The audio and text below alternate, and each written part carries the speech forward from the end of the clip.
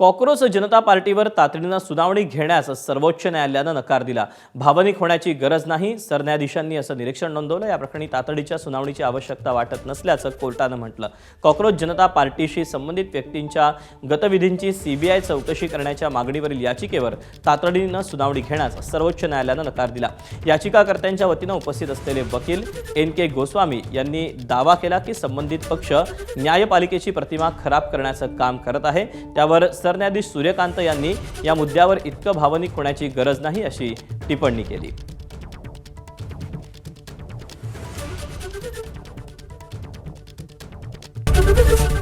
ABP माझा, उघडा डोळे बघा नीट।